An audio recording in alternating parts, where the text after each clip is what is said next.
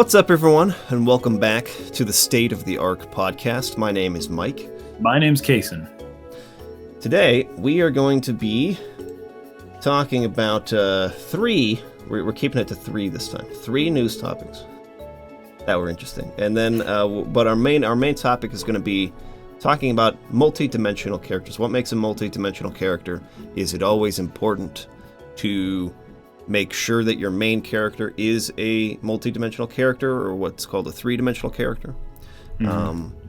And then we have, of course, our community stories, some really cool stuff from the community we want to share with you guys. So, some of the most interesting news from this week: PlayStation, Sony announced that PlayStation will not have any sort of presence at E3 in 2019 at all. It's the first time in like the 24-year history of the show that PlayStation has not had a presence there. It's freaking crazy. Here's the statement from Sony on it. It says, as the industry evolves, Sony Interactive Entertainment continues to look for inventive opportunities to engage the community. PlayStation fans mean the world to us, and we always want to innovate, think differently, and experiment with new ways to delight gamers. As a result, we have decided not to participate in E3 in 2019. We are exploring new and familiar ways to engage our community in 2019 and can't wait to share our plans with you. This is a big hit for E3, honestly. Yeah, it's really weird. Like, I mean, you kind of just have to speculate on the reasons why, but I mean, obviously they don't. Okay, here's the next part of the statement. This actually clarifies it somewhat. Now that we have Spider-Man out the door, we're looking down in 2019 to games like Dreams and Days Gone, but we wouldn't have enough to bring people all together in some location in North America to have that event. We don't want to set expectations really high and then not deliver on it. So they're basically saying we don't have enough PlayStation 4 games to show to like make it worth it. So this means one of two things. One, I don't know. because there's still like Death Stranding. There's still potentially the Final Fantasy VII remake, which Nomura recently said is still going just fine. He says it's going well. So if it's that those games aren't coming in 2019 and those games are coming more in 2020, that could be the reason. They're just like, we don't have enough stuff coming. Or it could mean that there's a heavy focus now moving ahead to the PlayStation 5. But even still, they've never missed an E3 in the past, even in years where it's like the focus is switching now to our next generation console, whether that's a PlayStation 2 or 3 or whatever. You always have stuff that you want to show. Like, they're always working on new things. Yeah. It's kind of weird. It's almost like Nintendo's direct approach is probably going to start catching on a lot more places. I think so, too, just because it's far less expensive. Oh, yeah. And it's like Nintendo has a presence at E3 still. They still have their demos and they'll do interviews and stuff, but they don't like present live on stage. They don't like build stages out at E3 really anymore. And they kind of just do their videos, right? Which it makes the most sense to me. You can completely control the messaging. You can control the production value. Like, there's nothing that can go wrong with releasing a video later that you made versus being on the stage. Yeah. So, I mean, I wouldn't blame Sony for going that route or anyone else for not doing like live presentations anymore if that's the direction they're going. But I mean, just missing the thing altogether, I don't know. It's kind of weird. I don't understand it unless they really just have nothing at all, which is coming in 2019. Problem for them. Yeah. It means the PS5 launched a year too late. If they have nothing in 2019, they didn't plan well. I don't know, but in tandem to this, moving on to our next, well, it's kind of in the same topic. There's another report I was looking at that was saying that the dev kits for the PS5, there's some rumors spreading around Yeah. that some of them are out in the wild, that they're really powerful, but that they're not due until 2020. So that would suggest the PS5 is still a little ways out, like at least till 2021, maybe something like that. So this article is saying it's all kicking off. Sony has shocked us by announcing that it's not attending E3 2019 after all, and it's resulted in a slew of speculation about PlayStation 5, what's going on behind the scenes. Based on conversations I've had with the developers across the industry, the Japanese giant's next generation console is not set to release. Well, okay, so the actual release of the console will be 2020. Yeah. So they'd be missing 2019 and not even like, because usually when they announce a new console, they would do it. No, they don't always do it at E3. Sometimes they don't, but they announce it the year beforehand, and at E3 that year they sort of like hype it up a bit if it's going to be released the next year. So if it is coming out 2020, I don't know why they wouldn't go to E3 and show what it is. Especially if everyone knows it's coming out in 2020. I know. Of course, this has not been confirmed. This is just a rumor, but however, one Redditor reckons that PS5's development kits are already in the hands of studios, and it's beast, apparently. This is supported by a separate Square Enix story where an artist at Luminous Productions accidentally revealed that the team is working on a new IP. So that was on LinkedIn, I think. In his like portfolio on LinkedIn, he listed a bunch of stuff he worked on at Square Enix, and one of them was Luminous Studios' next AAA PlayStation 5 game is something he listed. They didn't give the name of the game, just said PlayStation 5 AAA game. Anyways, so seems pretty likely that the PlayStation 5 is on the way, and I don't know if it's had any effect at all on this decision not to do not to have a presence. I mean, it's not even just not like having a presentation. They're not going to have demos. They're not going to have of anything, any presence at E3 at all. And wow, okay, I don't get it. it's a trade show. Even so, this is a funny thing. Even when all the big announcements come at E3, the Tokyo Game Show, which happens a month or two later, they're still there. You don't have to have big announcements to be there and to have a presence and to advertise your stuff and to try and get people to come and try out new things coming to your console. I mean, the fact that they don't have anything new to say shouldn't exclude them from going to, or preclude, I guess, them from going to any trade shows. It just doesn't really make sense to me. So I wonder where this decision came from. There were a lot of games they showed, right, that are not out yet, because they talked about, well, now Spider-Man's out the door. But what about like Ghosts of Tsushima? When was that supposed to come out? Like, what was the release date supposed to be for that? Is that before E3? I don't even know if they've put a release date on that yet. Yeah, I can't remember seeing a release date, but maybe somebody else knows. And what about Last of Us Part 2? Does that have a release date before? Come on, what's the release date? I should have looked this up beforehand, but I didn't think about it. June 11th. That might be like...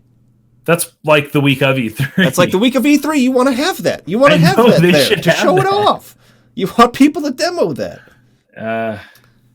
Maybe not. I don't know. Maybe it's like at that point, all the marketing dollars are spent. Games on sale. We're done spending money on this game. I don't know. Anyways, but that's the week of. I would think you'd want to have that there for people to demo. Yeah, you think so. Also, Death Stranding, which should be getting pretty close to being finished at this point. This year, maybe, right? Yeah. I don't know if they've ever had a date for that game, but... Anyways, I think there are more games than the ones they mentioned in that article that they could have at the show and let people demo and stuff without having to do a huge presentation. I don't know. I find it strange, but we'll see what they do. Yeah. Okay. PlayStation, dude. Our next topic here, Devil May Cry is getting an animated series. It's coming to Netflix. And it's the From same company that did Castlevania, right? correct. Same producer of the Castlevania series on Netflix is doing Devil Yeah. May Cry. Now, the reason I wanted to talk about this, because I mean it's interesting in and of itself. Um, last week I talked about how I liked the Castlevania Netflix series, how Yeah, we I talked was about it. surprised at like some of the really good storytelling that they did with that particular intellectual property. It kind of surprised me a little bit how they were able to actually effectively move me in emotionally in some way. So it's cool that these same people are taking Devil May Cry. I think that's an even harder one to. Well, you could still make it a really cool action thing, though, right? If it's just strictly focused on being like an awesome action series or something like that. But even still, there's a quote here from Shankar, who is the The producer. the producer. Yeah. So he says he acquired the rights so that Hollywood doesn't f it up.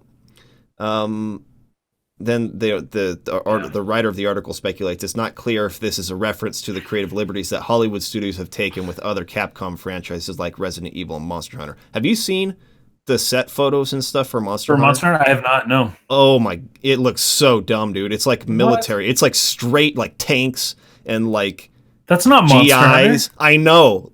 GIs and tanks and stuff like fighting monsters. Oh, That's so what it's they all did with it. modern and stuff. Oh, that's Yeah. stupid. That's what they did with Monster Hunter. That's what this guy's referring to on Polygon. So yeah, he bought the rights to Devil May Cry so that Hollywood wouldn't f it up. Is apparently his reasoning behind it, which is Well, cool. I like that. I He better not respect screw it that. up himself. I respect that because he did a really great job with Castlevania. So Yeah. anyways, look forward to that. There's also speculation that well, I don't actually. I'm not sure if this is speculation or not, but I've heard or seen people saying that this is going to be like a multiverse thing. So like Castlevania and Devil May Cry happening in the same universe, right? Like they're tied together, like the Avengers and all the freaking superheroes and stuff. That So- would be interesting, but It that would be a way of him, screwing things up for his own purposes. It could work because Yeah. in the Castlevania series they did, I mean it's basically demons and stuff being summoned by Dracula to like terrorize and kill people. And Dante is a demon slayer. Now Right. Dante is in the modern world, and Castlevania happens like more in medieval times. So I'll just make him part of the same timeline. yeah, it's like the Dracula of the modern day that he has to Yeah. fight, or maybe not Dracula at all. Maybe it's just demons. I don't know. But anyways, I think there is a way to make it work. But it's cool. We'll see what happens. I like luck Devil May with Cry. All right. I think it's pretty cool. The games are pretty cool anyway. Yeah, I've never really played them before. I've seen them played, and I've seen trailers and stuff, but I've never played a Devil May Cry before. They're fun. They're fun to play. They're not super deep from a storytelling perspective, but they are fun to play. Well, it's a lot of freedom for the storytellers then to kind of do whatever they want. Yeah, I think so. Okay, last news topic. Moving on to George R.R. Martin, the author of the Songs of Ice and Fire, Game of Thrones series. So he has it's just a small statement, but it's one that I hadn't really thought of, which is why I wanted to bring it up. He was asked about how progress on the Winds of Winter is coming. Winds of Winter is the next book in the series that he's been writing for freaking years now. He says, I've been struggling with it for a few years. The Winds of Winter is not so much a novel as a dozen novels, Yeah, each that's with a insane. different protagonist, each having a different cast of supporting players and antagonists and allies and lovers around them, and all of these weaving together in an extremely complex fashion. So it's very, very challenging. Fire and Blood, by contrast, which is kind of like I think that was like a poor man's Silmarillion for this world kind of a deal. It's like a book that sort of like details like the ancient history and lore of the world. Fire and Blood, by contrast, was very simple. Not that it's easy. It still took me years to put together, but it's easier. And like that's so true. Like I hadn't really thought of it that way because a lot of people are like, dude, just write it. Dude, just write it.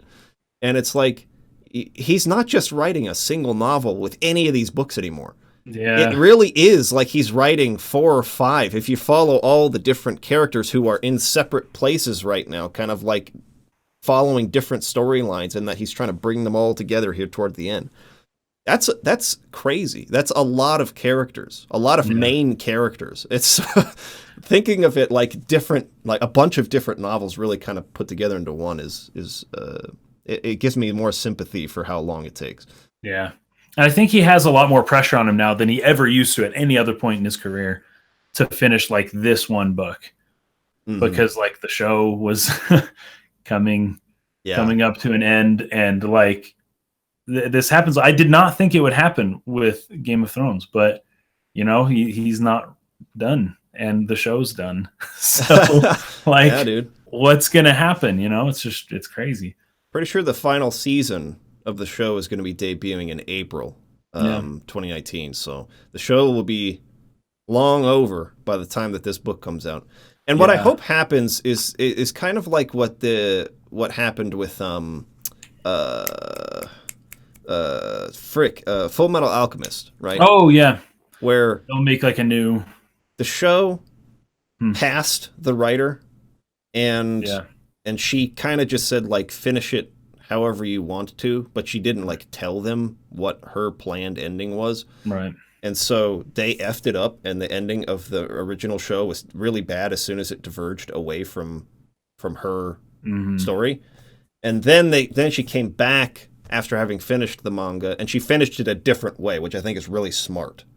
Because you don't want to finish it the same way, because then there's no surprise for the reader, right? So I hope that George Martin, despite the fact that it has been stated that the only reason he agreed to have these It's because they showrunners knew how it would is end. because they understood the ending, right? Yeah. So I still hope that he will diverge from that and write a different ending, so that the people who read the books will still have some element of surprise and get like a different take on the story. I think that's how he should go.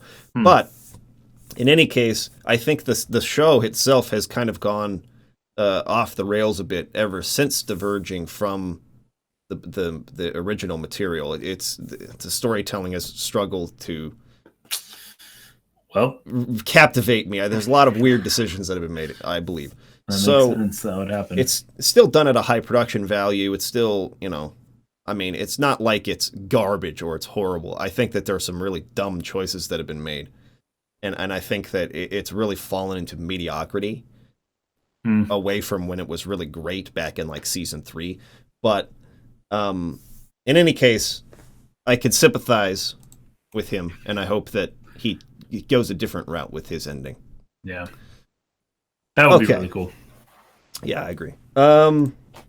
Let's jump into our main topic today. So we wanted to talk about multi-dimensional characters. What makes a multi-dimensional character, right? So I'll start it off by just like, we could just read the definition of what it is and then just like call it a day. But I want to diverge from there and kind of talk about how people talk about multi-dimensional characters, and you'd think that you should always have one as your main protagonist and whatnot. But I've learned some interesting stuff that I want to share with you guys. But let's do that first. Let's just talk about what it is. So a multi-dimensional character is a character having or involving or marked by several dimensions or aspects. Now, to get a little more into that, a two-dimensional character or a flat character is lacking the expected range or depth, not designed to give an illusion of depth. So the 2D and 3D characters are drawn from, 2D or 3D with the different dimensions of height and then length and then depth, right? So a 2D depth. character. That's what people mean when they say depth. Yeah, so they're saying that a character lacks depth when they're saying it's a 2D character, right? Whereas a 3-dimensional character has a lot of depth or a lot of different aspects to their character that make them up. Robert McKee, who I will never stop quoting because I freaking love him. He says here, In film, we talk about three-dimensional characters. Tony Soprano, in my analysis, is a 12-dimensional character. Walter White is a 16-dimensional character. If you sit there, if you sit there for 10 hours watching dimension after dimension, contradiction after contradiction emerge out of the character, you see how he treats his wife one way, then how he treats his friend another way, then he treats his enemy yet another way. These brilliant cast designs of these great long-form series pull out consistent, contradictory dimensions. That's what dimension is, a consistent contradiction within the nature of a character. After 10 hours, you've learned more about what it is to be human, be a human being, than you could have ever in your life experienced during a feature film. So his sort of like take on it is these contradictions in a person's character, right? You could say maybe even on a more basic level, the faults of a character, the way that they'll have maybe a certain philosophy or morality, but then they'll divert from that, and they'll do something else. Yeah, they'll act in a different way. So that's one way to look at it. I thought that was kind of interesting. Did you come across anything that you were looking at this week? I think we found the exact same article, by the way, because I have that exact quote in front of me. But so what we do is me and Mike will pick a topic and we'll like diverge, or we'll both look into it separately, and we'll kind of come back with what we've got. Now I've got a few thoughts on like what a dimensional character is, like three-dimensional, and also just like what a dynamic character is, because I think there's actually a little bit of a difference, because dynamics you can look at in a 2D sense, kind of like what Mike was saying. You have your graph, your chart, and dynamics would be like how high the chart goes or the wavelength goes, and then also how low it goes, right? But it doesn't factor in depth at all. So the more dynamics you have that go in slightly different ways, then you have actual three-dimensional depth, right? So your character may have an internal contradiction, and that gives him some dynamics, or gives the story dynamic. But it doesn't mean that the character is necessarily three-dimensional unless there are multiple different dynamic areas. So like what I've read about in one article here was talking about the past, present, and future. That's a whole set of dynamics that you can bring in, who they were in the past, who they are now, and where they're headed, or what they could be, or where they're going in the future. An easy, normal life doesn't really doesn't really give much by the way of dynamics in terms of the character's development. But somebody who has really, been through a lot in their childhood, now they're a teenager and they're having these adversities, but they have hope for the future because of what these adversities are going to teach them into adulthood. And I think that's one section of dynamics. Then you also have, just the general morality. You have, the relationship with the character and other people. You have relationship with the characters in the plot. You have what they're good at. Like you can have dynamics and skills, right? This guy's really kind of not smart in the head, but he's really good at fixing stuff, right? And so he's got his own area of expertise that you maybe wouldn't expect. That leads to maybe a more dynamic character. Anything that you see in real life when you meet people, and you can tell that maybe they haven't always been the way they are now, right? They haven't always made the best choices, or maybe when they were a teenager they did this or that. Sometimes it's more obvious than others, but the more you get to know people in real life, the more you realize what their faults may have been at different points. The more dynamics you can calculate within that person, and the more multidimensional they become. That's kind of the theory that I've been working on. So Chris Guin says something interesting here that I think will lead into the next part of the conversation. I want to take this. He says, It bothers me when people assume multidimensional means not boring. It's not true. And I think that this is the general way people look at it. When you look at people criticizing a character, they'll say, oh, that character's boring. They're one-dimensional or two-dimensional. They don't have any depth to them. And there is a stigma around this idea that your character needs to be multidimensional to be an interesting character. Now, you just brought up dynamics being one way that you could take a two-dimensional character and make them more interesting. But I'm going to be referencing a book called Creating Character Arcs by K.M. Weiland. It's really, really good. She does a really great job of breaking this down. And if anybody wants to pick up that book, I totally recommend it. It's freaking fantastic. But in her book, she talks about kind of the three different character arcs. There is a positive change arc, which is the most common one. So a character goes through a positive change and at the end of the story has changed for the better. Yeah, they're a better person, yeah. Then you have the negative change arc. This is something more like The Godfather or Children of Huron, for instance. Characters go through major changes, but it's for the worse. Then you have a flat character arc, which is actually more common than the negative change arc. Now, you'll see this in movies like Back to the Future. You'll see this in movies like, what is Katniss Everdeen from? Hunger Games? Oh, Hunger Games, yeah. Where your main character doesn't change really at all from beginning to end. Now, here's the important thing. These characters are still interesting and people still love them. Sure. As main characters, but they have a flat arc.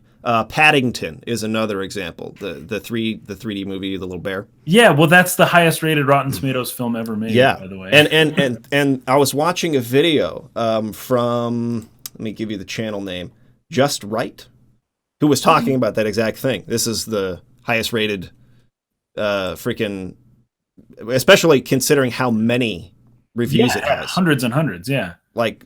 And it's still 100%, right? 100%. So, like 500. But it has a flat character arc, though. So he's saying, why do people love the character Paddington? Why do they love Marty McFly when they don't, when they're not multidimensional characters like at all? And so here's what K.M. Weiland says about that, right? In a positive change arc, the important structure behind this is that the character starts off in their story world believing a lie.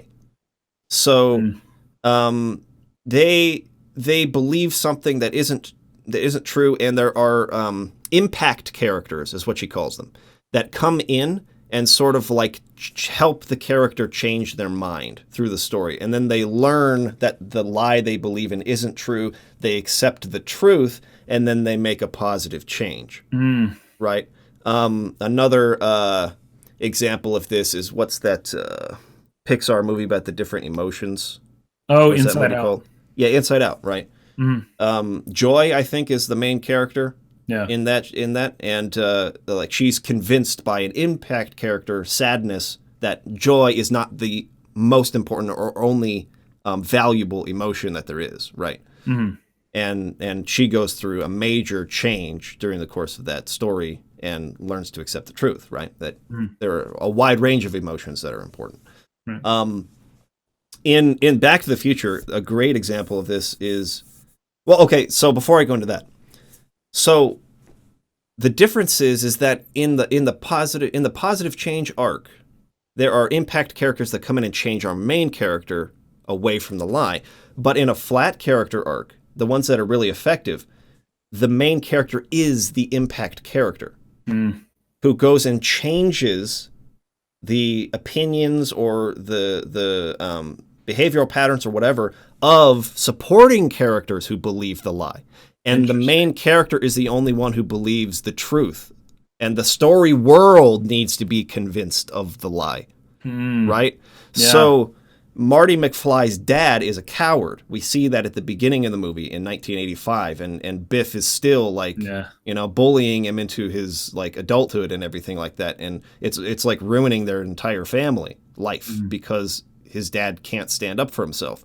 So Marty, who knows the truth, and George, who believes the lie, he goes back in time and teaches his dad how to stand up for himself and affects change in the past, and then comes back. So Marty, the flat character, who is still interesting, was the impact character.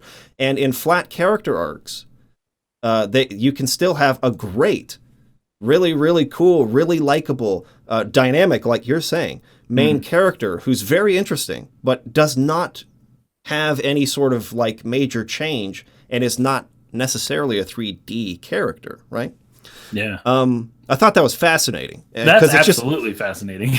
it opens up just like an entire extra like realm of things that you can do with a story. It just like helps you Right. focus. It's like, because a while ago, I was trying to come up with character arcs for all of the characters I'm writing in this novel that I'm writing.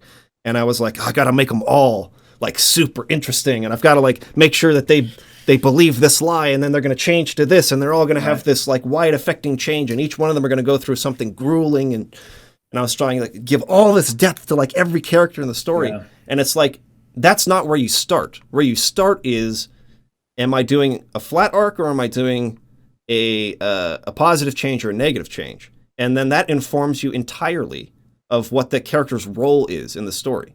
So it's completely fine to have a character have a flat arc as long as they're going to be an impact character. They believe the truth and they're going to go help other people realize. And it's just like, dude, like it just opens so many doors. It's like there's so many different things you could do. It's so cool. Well, and the character that I typically think of when you talk about an impact character, this is just the most archetypal example I can think of, but it's Obi-Wan Kenobi in Star Wars. Mm-hmm. And when you think about it, even with the prequels, Obi-Wan Kenobi, like, I'm not saying those were great films or anything, but it's just that he doesn't really change. He's the guy. He's just the guy, and he doesn't really try to, he's never tempted by evil. His emotional connections, we know nothing about his love life or any. It's just he's a Jedi, so I guess he's just a perfect Jedi, right? He's perfect, and he's an awesome character though. And you just think about it. What if the story was focusing on Obi-Wan Kenobi and not Luke Skywalker, and he'd be the impact character, but the people that are around him, they're the ones that would like Han Solo and Luke and even Leia, like they're the ones that'll start to change and become different people. Yeah. And Obi-Wan Kenobi's the solid one. But you brought up the Katniss Everdeen. That's insanely fascinating because you're right. From beginning to end, she actually does not undergo these crazy changes because she had a sucky life at the beginning. Her life really sucked in the middle, and it still sucked in the end. And there's no, like, that's just how it is. But those stories absolutely captivated me. Yeah. And everything around her and the world, like there were dynamics elsewhere that I want to say that made up for it, but there was nothing to make up for because that's just how the story was. But that made other characters, seem a little more interesting. But she was plenty fascinating. Yeah. And what's up, Steve, by the way, says watch Clone Wars TV. I saw a couple episodes of that, and I will say I was shocked by how much depth they gave to just the clone troopers in the first episode. I'll maybe talk about this in more detail another time because it'll be a little bit of a divergence from what we're talking about. But yes, when we're referencing Obi-Wan, we're just referencing his role in the first movie. In the first movie, he was an impact flat character, and imagining the movie being written from Obi-Wan Kenobi's perspective, it could still work. Like, and I find it fascinating that the same could be true for Back to the Future. You could write Back to the Future from the perspective of George McFly. Yeah. And it would be a positive change arc, and it could totally work. And Marty could just be essentially the wise character that appears out of nowhere from the future and comes to like give him courage and help him like, better his life. And it would still work. The story would still work. It was just changed to a positive change arc versus a flat character arc. Written from Marty's perspective. Lego Dog brings up a really interesting point. He says most silent protagonists do this. When I think about silent protagonists, I mean, first off, I think of Wall-E, like basically every time. And Wall-E has this much character development from the beginning to the end of the film, right? He is what he is. He's a little robot. He's adorable. But video games specifically have tons of silent protagonists.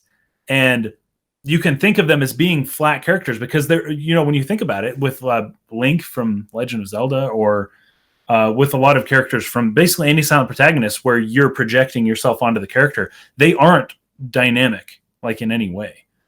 And you still connect with them, but the storytellers have to go to a different place. They have to rely on different means to get you to connect with this character. They just can't rely on the dynamic I'm emotionally attached to this person because we've been through the highs and lows together. You can't count on that with this character. You have to do that elsewhere. But you can do other things that make you connected with that character. One of them being it does everything you tell it to do, and it's kind of you to some extent. Yeah. But yeah, we got some good. I gotta respond to some of this stuff here. yeah, So Nitram says, how would you define Ned Stark in those parameters? He seems to fill all of them in one way or another. Now, this goes into a little bit of what Riker's Beard is going to get into in a minute. By the way, I love the name Riker's Beard. That's freaking awesome. So Ned Stark, I would define leaning, like there's a spectrum to this. I don't think that you have to be either completely flat or, like complicated enough to be considered a 3D character. You could, like Kaysen's saying, there could be dynamics to a 2D character. So you can add some complexity and I would personally say that Ned Stark fits under a dynamic 2D character because he doesn't really ever change his mind, and that's why he, spoiler alert for anyone who does not know this, spoiler alert, I'll give you just a second to mute it for like 20 seconds. This is why Ned Stark is killed, is because he's stubborn in his like morality, right? He will not change to adapt or survive in the world despite what he's been through. Yeah. So he's a complicated character in that he has a history, he has reasons behind why he is the way he is, and he's believable in the sense that he's complex, he's dynamic, but he doesn't experience any kind of arc, really. He kind of just he insists on staying the same. And in this story world, you can't survive that way. You've got to use some level of deceit to deceive the people who are deceiving you and be a step ahead of them, right? So he is an impact character, I would say, in that sense, in that he goes into King's Landing and becomes the first the hand of the king, and just starts freaking like making all kinds of decisions that are impacting people on a wide scale, and that's why the Lannisters obviously conspire against him and everything like that. Well, because he finds out the truth behind what's been going on with the Queen. So, anyways, moving on to Riker's Beard here, I feel that like flat arc characters still need to be flawed in some way, otherwise they're just your typical Mary Gary stew with no flaws.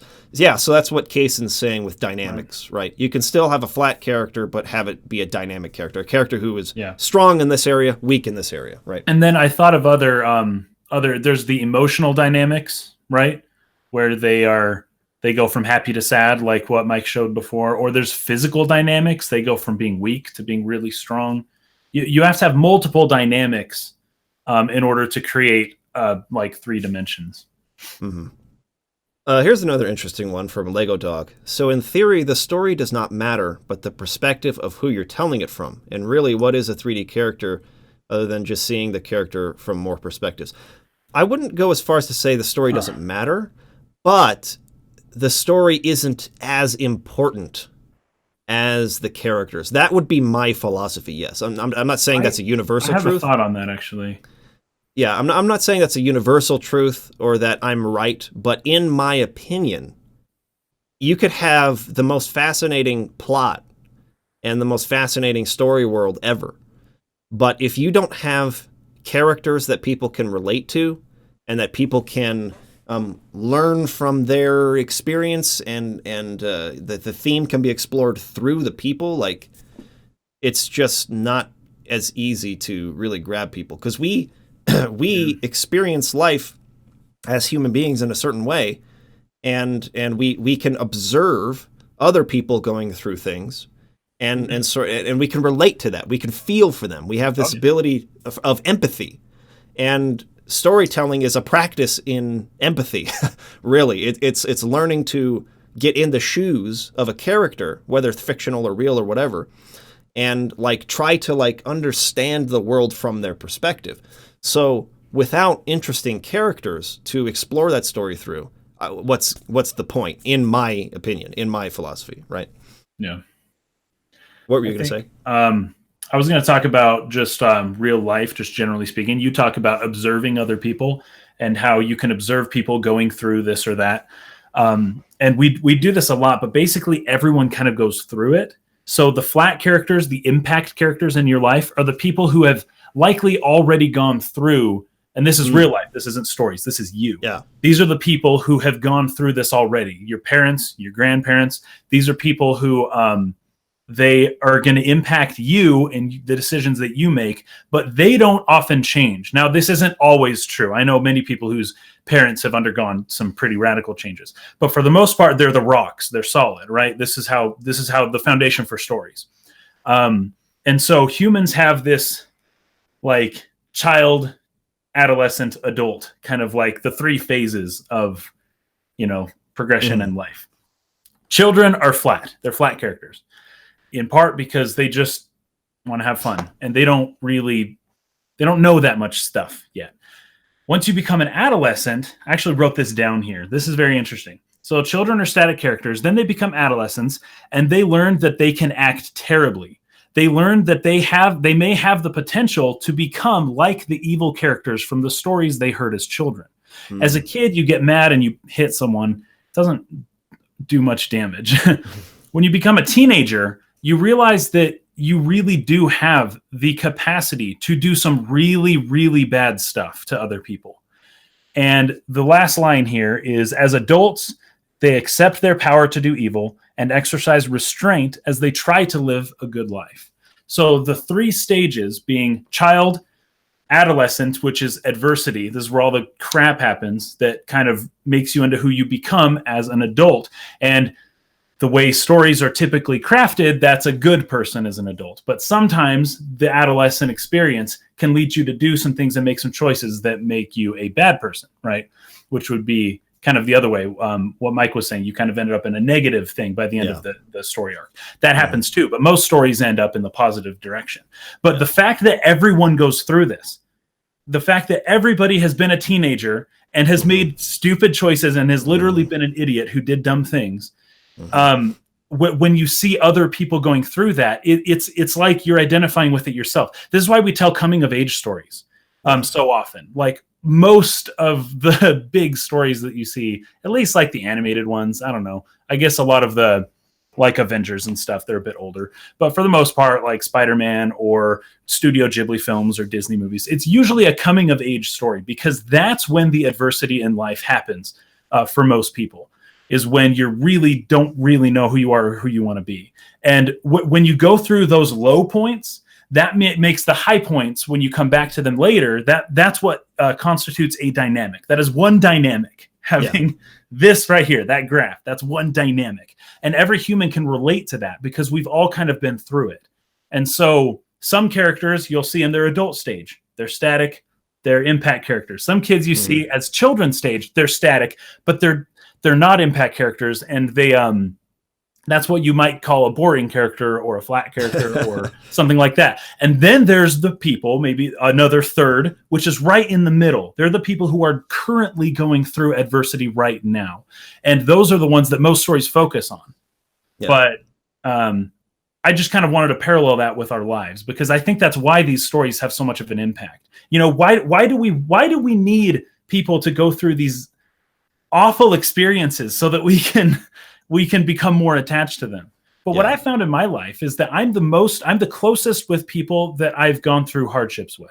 Yes. Like whether my family, friends, or anybody. And even if it's somebody I don't know, and I go through something crazy, and it's like, holy cow, I can't believe that happened. This has happened many times in my life, especially when I lived away from my family. I lived up in Pittsburgh years ago. And it's like, I'm with people I didn't really know very well. But after going through stuff for a few weeks and after being like, making decisions and like learning about things, you become really close to these people. It's crazy how fast it happens, really. Yeah, it is. It could just take a few weeks. And sometimes you butt heads at first and then you realize that, you're not all that different. It's just like a movie, right? It happens all the freaking time. Mm-hmm. But the point is that without that adversity, you don't really get to know somebody. And these, and when movies avoid showing adversity or avoid having characters actually make bad decisions, it prevents you from getting to know them better. And so, I don't know. That's the importance of a dynamic character, despite the fact that we're saying, hey, not every character has to be dynamic. But if you really want to be really close with a character, I think that is important, because that's how it works in your life. Yeah, that makes a lot of sense. I agree with that. Walrus here is saying, honest question, when you're reading a book, do you think of all this stuff, or can you just enjoy the story? 50-50. It's a good question. There are I'll say this. That's how I enjoy stories now. I enjoy them through the process of analyzing them, because for me, like, I'm not interested in entertainment, right? Because this is something I want to do. This is like where I want to go with my career. I want to be a storyteller. So for me, it's about, when I go to see a movie, I'm reading a book, I'm playing a game, I'm trying to find out, what did these guys do to like make this work and make it effective, and why is it resonating with people? And that's kind of just my perspective, because I want to do it too, right? So that's the reason why I'm in analytical mode all the time, and it's become my way of enjoying storytelling. But that being said, there are still a lot of times where something will be so effective or so good that I just sort of melt into it. Kind of like I was talking about last week. You lose your sensory perception. You forget. You literally forget that you're sitting in a chair at the movie theater, that you've got your Coke in your hand or whatever, and your popcorn in the other, and that there are people sitting next to you. You're there with your buddies, or you're there with your family or whatever. You literally forget that, and you just melt into the screen and into the story. That still happens to me for sure.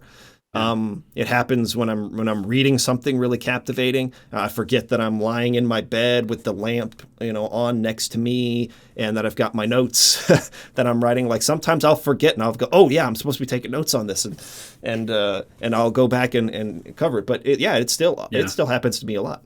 Walrus had a follow comment to that. He says, when you read a story, are you just thinking of how the characters are going to change, or just you enjoy the scene? When you're reading, you always read with a fine-tooth comb and look for meaning that might not be there, and miss the point that maybe something happens without a larger world-altering theme. Anyways, I may have misread that a little bit, but I think the point is that if you're too analytical, you can maybe miss things a little bit. But my solution to that, because that does happen, it happens all the time.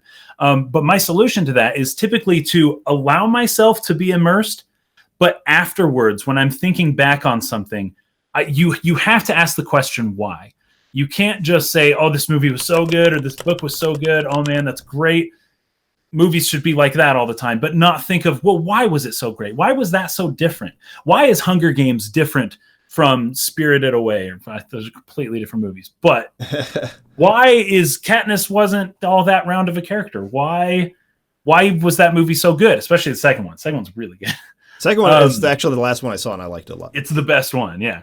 But if you're not asking those why questions, that's the time for analysis. And that's the time when you really can have it both ways. You can be in the middle and enjoy a film, and you can just leave and forget about it and go on with your life, or just think about how awesome it was. But if you ask the question why, that's when you can learn to craft these kinds of stories yourself, because you understand how it works. Because stuff just works. Like, it's a good point. I mean, you can just sit and enjoy stuff, and you don't need to know why it works. But if you want to know why it works, this is why, because it's deep, deep ingrained in our human psychology. And I think it's important to want to know why.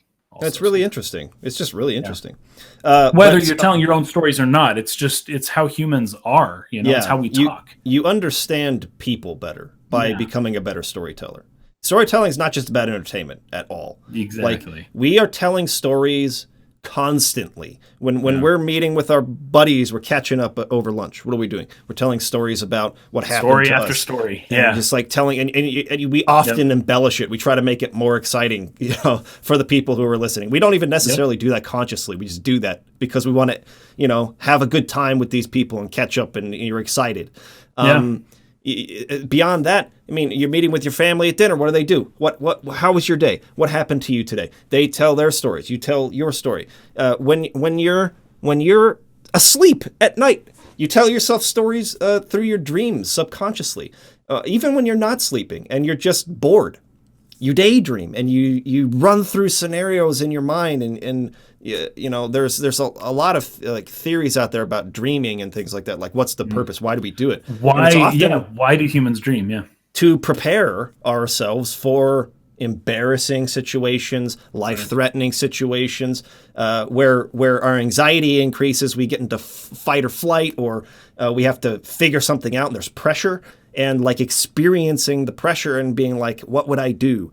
Even when that just comes to relationships, I think everyone does this, and I've learned that recently. But sometimes you have a problem with someone you're close to, or potentially have a problem, and you think that this might lead to an argument or something like that, and so you'll run through the discussion in your head and all the possible outcomes. What could they say here? How am I going to respond to that? What am I going to say here, here, here? And you practice through daydreaming or just through regular dreaming or whatever. Yeah. And stories are a means for us to practice how we should respond to challenges, problems, and all kinds of things. And it gives us the ability to see it through another person's perspective in fiction, or even if it's nonfiction or whatever. How did they deal with it? Okay, how should I deal with it if that were to happen to me? It's all about preparing yourself, reading patterns like I was talking about last week, right? Because the better you can predict an outcome,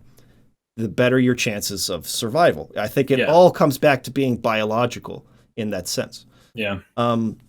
Now, on the topic of overanalyzing stuff, I just want to show this off real quick. This video came out this week on this channel called Now You See It. It's called The Art of Overanalyzing Movies. You guys should definitely watch this. Here, I'll send it to you as well, Kason, so that you can see it. Definitely check it out. It's a great video. Kind of leads off with the question, or not with the question, but the scenario of like an art teacher or an English teacher. The author says something like the curtains were blue. And then the English teacher goes, the blue curtains represent the character's depression and this and that. And then it goes back to the author. What I actually meant was that the curtains are effing blue. There wasn't anything deeper in it than that, right? There's certainly times where we are looking for meaning in things that were never necessarily the author's intention. Now, is that wrong? That's a more difficult question. Whether or not the author intended it, you could still find certain meanings in things, and that's completely valid. However, it's when you're looking for meaning in things in such minute details that don't really add anything substantial. It just feels contrived just because, there's a thing I can find meaning in. There's a pattern I can recognize. There's a pattern I can recognize. Here's another thing I could pick up. And it doesn't really like add anything substantial to this character's arc. That's when you kind of get into the realm of overanalyzing a bit, right? But that being said, people can still find subjective meaning in things, and that's fine. Like, that's kind of what art's all about. Yeah. Okay. Anything else? Well, I'm trying to think. That? I just wrote some stuff here. There might be one more. Yeah, closest to life, dimensions. Oh, yeah. Talking about consistent contradictions. I think your very first, quote that you read when we kind of started this whole thing, talking about consistent contradictions makes me think a little bit of Harry Potter, actually. And how, well, specifically the fifth book, which is his really like adverse time period, I guess. But having you need to have dynamics, low points, high points. You need to have strengths and weaknesses and all of that stuff. But they need to make sense. They need to make sense with your character. Your character can't do things that the audience feels like he shouldn't do based on the other information that you've given him in the first place. And you can do that sometimes. Anytime there's a rule, you can break it to great effect sometimes for whatever purposes you may have. But your contradictions need to make sense. Like one of the examples, I think in the article that we had looked up, this one right here from the Script Lab, they talk about Ron Swanson in Parks and Recreation or Dwight Schrute in The Office, how they both have this specific, like, this is who they are. They're weirdos, right? So I don't know another word to use for them. But several times throughout the show, you see at least a little bit of why they are the way they are, specifically with like Dwight Schrute or his family. Sometimes you actually have really tender moments with these characters that make sense. It's not that Dwight Schrute became a different person or anything. It's that you were able to see a different side of him that you hadn't really seen before, but that makes sense given the state and the personality that he currently has. That would be like a consistent contradiction. You know, things happen to people, but the decisions they make need to make sense, even if they're the opposite. There was another example here given what's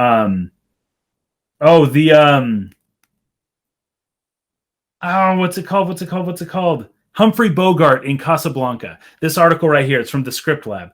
They say he is seen saying that he'll stick his neck out for nobody, but then he proceeds to do the exact opposite. But it's a consistent contradiction because all humans understand how men are in love with women and how they act, and how that actually kind of makes sense within the human frame construct that we're viewing this whole thing through. Sure. So anyways, that was another kind of side point that I wanted to bring up. Nice. It's got to fit the world. All right. Good stuff. Yes. We're going to move on now to wrap up the podcast with our community stories. Show off some cool stuff that you guys have been working on. This first one comes from Modern Erasms, or Erisms, maybe. And let me pull this up here. Make sure I have the right link. Actually, no, wait. There's one more thing I wanted to add to the last topic, too. Oh, let's hear it. Okay. First of all, I'm not going to play this clip, but I will show you guys the video that you should watch. Oh, that's right. Yeah. You gave me this. So there's a video here, an interview with Steve Kaplan, classic comedian, brilliant guy, good writer.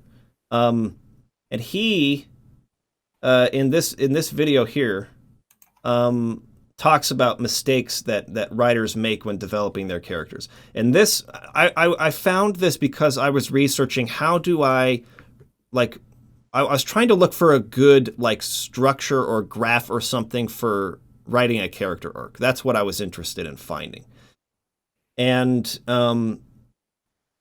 essentially, I ran into this video, and that's what led me to the graph I'm going to show here in just a second. But what he talked about was that what the best idea is to have the character start with the desire or motivation or something they want, right?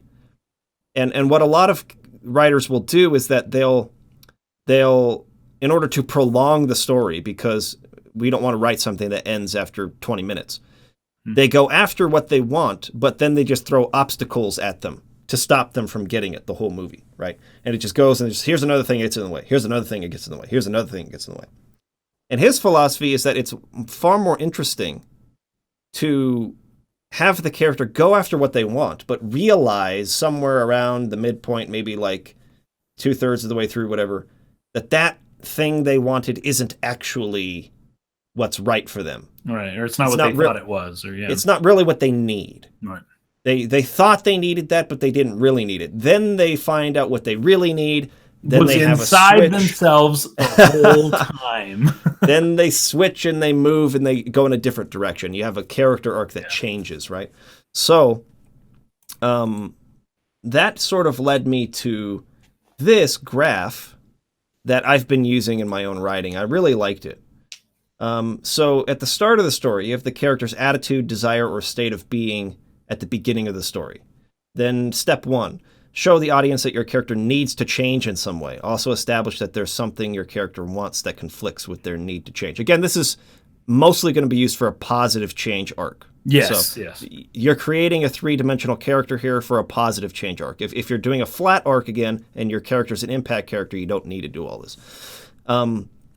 Step 2, an opportunity arises that will allow your character to embark on a journey toward change. Your character might be resistant to the opportunity at first, but they ultimately decide or are forced to take the journey. 3. At first, your character may believe the journey is about getting something they want or achieving something themselves.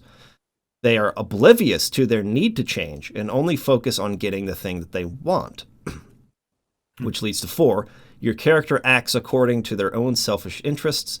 This lack of concern for their need to change causes the forces in your story to push back against your character, resulting in a confrontation or revelation, which leads to the midway point. Your character, number 5, your character is confronted with their need to change.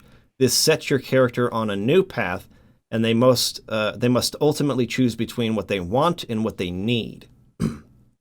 Now we're on the back end to the revelation side. Now aware of their need for change, your character will struggle between choosing to act according to what they want or according to what they need. But your character can't struggle forever. This is the next part. At this point, the antagonistic forces in your story rear their ugly head and force your character into definitive action, which leads to 8.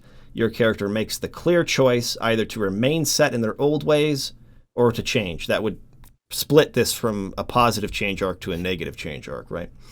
They must give up what they originally wanted in the beginning in order to achieve this change. Number 9, now your character must fight to take a stand or to prove that they have truly changed. In the end, they must show your audience the result of the character's choice, be it good, bad, or ugly. And then ultimately you end up with the character's attitude, desire, or state of being at the end of the story being different from the beginning of the story. That is more or less the structure I've been trying to use for the characters that I'm writing in my story. It's a lot of steps. You have to come up with a lot of scenarios in that. That's 1, 2, 3, 4. That's 9 scenarios for every character to demonstrate their change over the course of the story, right? So it can be intense. So keep that in mind if you want to write a really deep 3-dimensional character that experiences change over the course of the story. Or write a flat character arc where your main character already knows the truth, is already good, already knows everything, and goes and tells everybody else they need to change their mind. Yeah. Okay.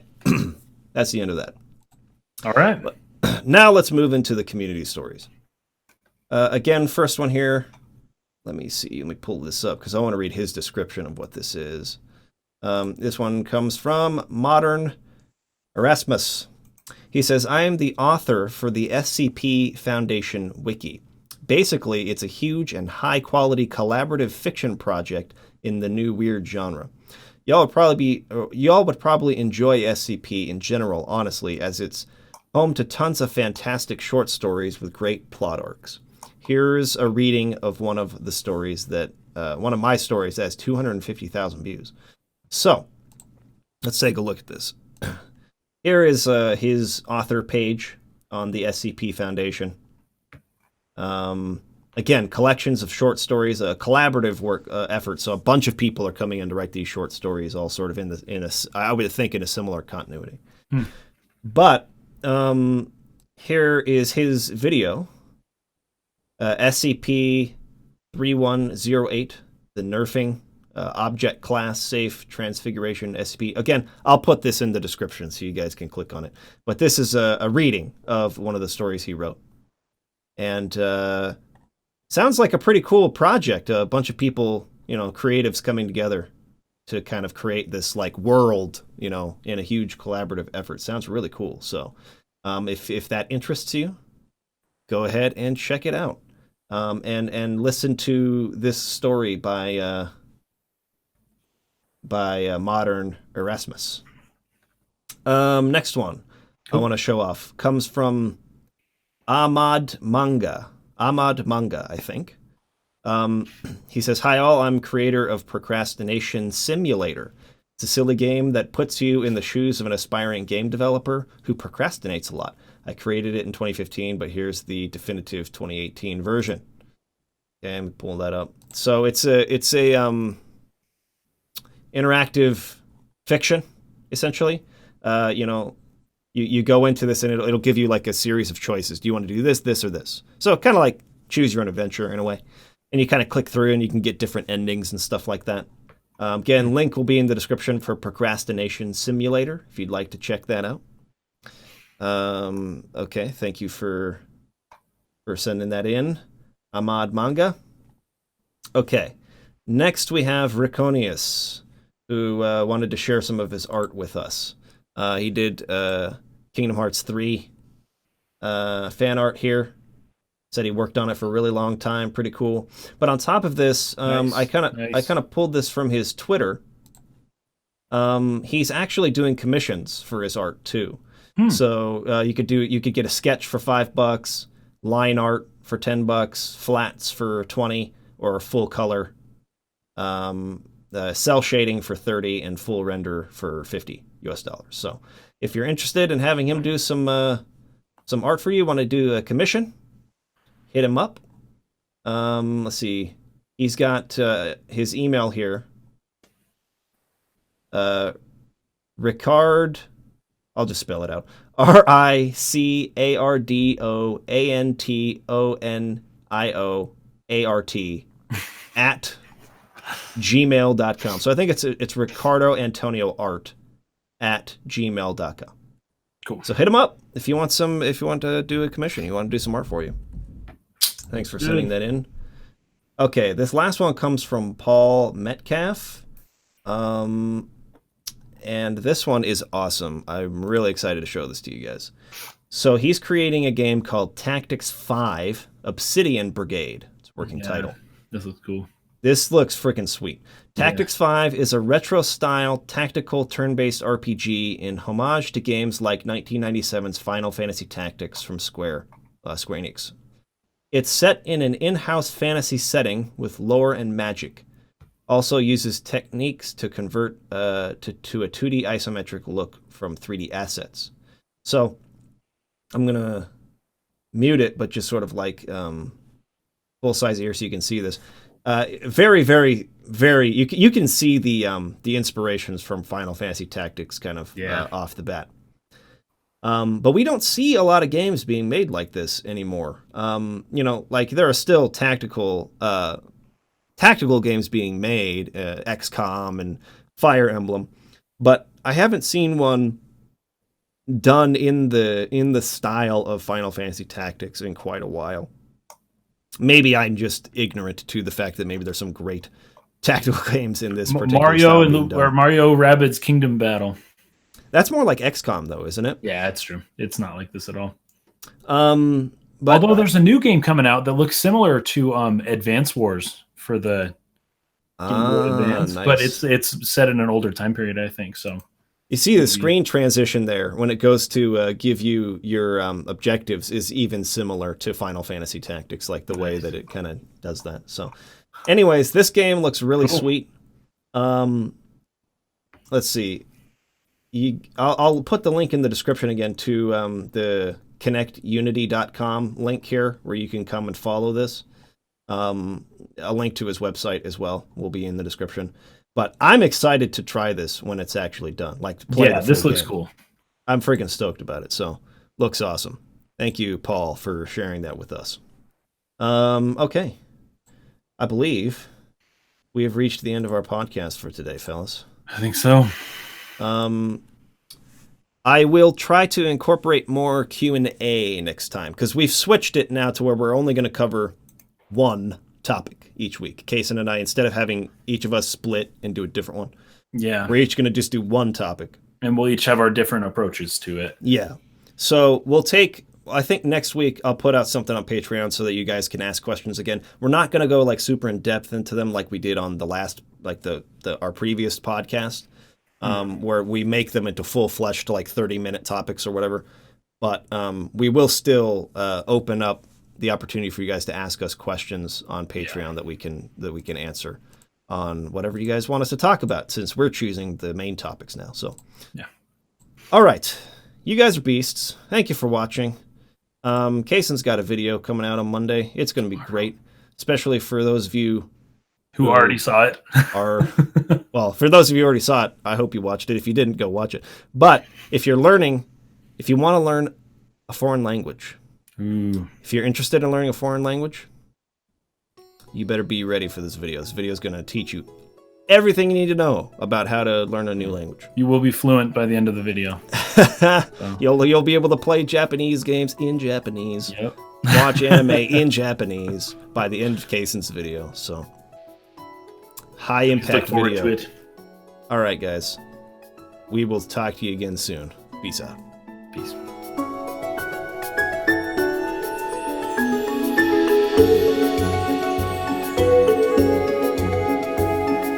Thank you.